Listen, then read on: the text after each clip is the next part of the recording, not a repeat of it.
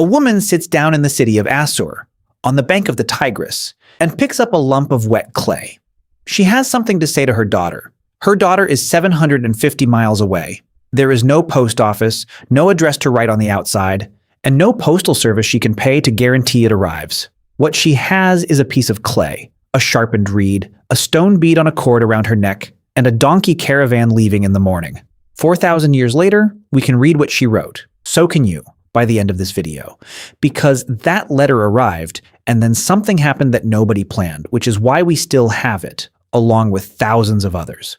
The problem here is bigger than it sounds. Around 1900 BC, merchants from Assur ran a long-distance trade network into the middle of Anatolia, modern Turkey. Their main outpost was a city called Kanesh.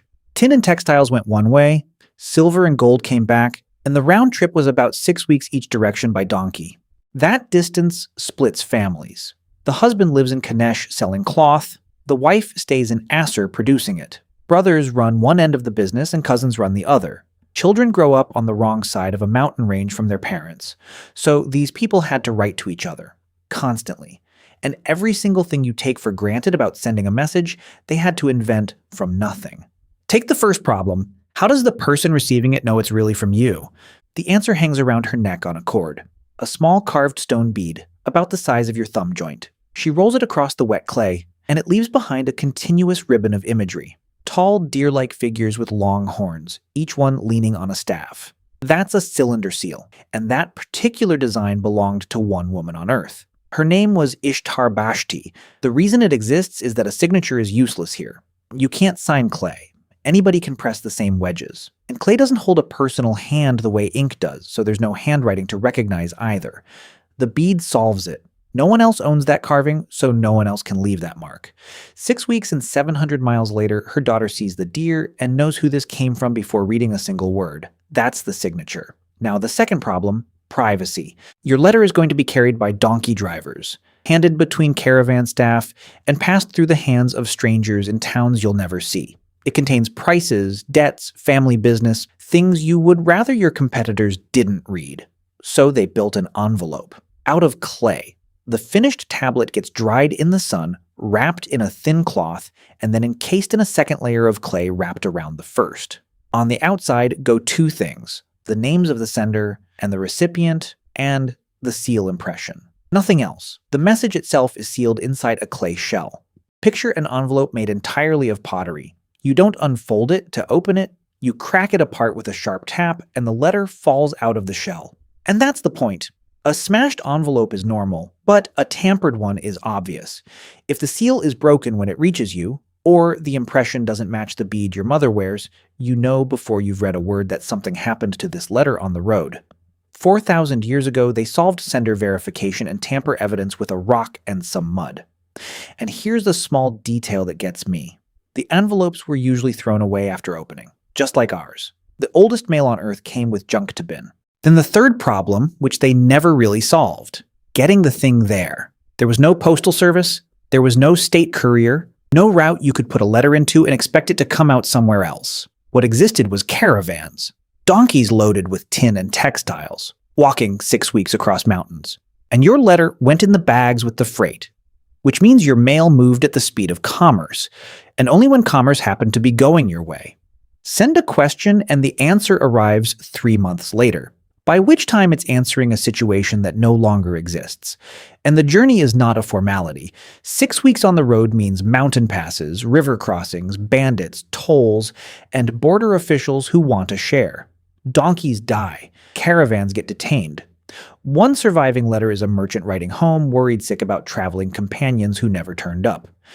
Your letter is riding on the same animals as the cargo, which means anything that happens to the shipment happens to your words too.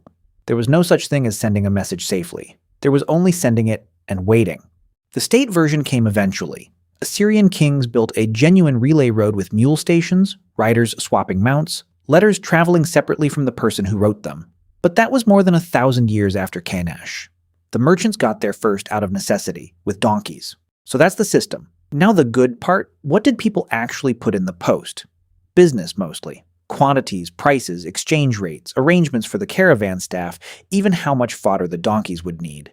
It's a working inbox, and the tone is startlingly modern. No flowery opening, just from so-and-so to so-and-so, say this, and straight into it. And sometimes what's in there is somebody incriminating himself for eternity. A merchant named Buzazu wrote to his transporters with instructions about a tin shipment. Take the narrow track, he says, the smuggling route, if it's clear.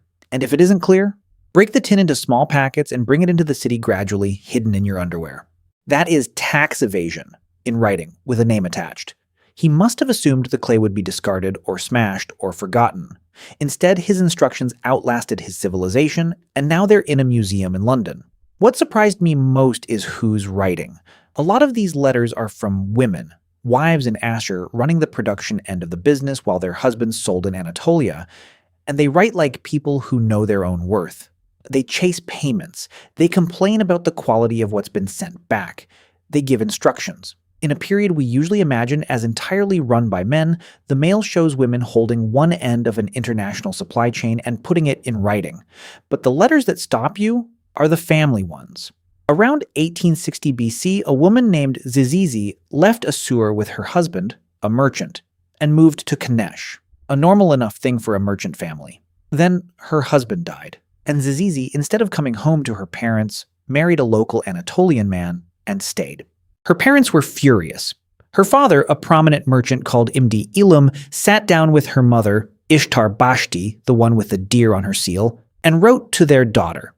The line that survives is this: "Before God, you do not treat me, your father, like a gentleman. You have left the family." Some of that was money. She'd stopped being much used to the family textile business, and they mention having paid for her second marriage. Family arguments are rarely about only one thing.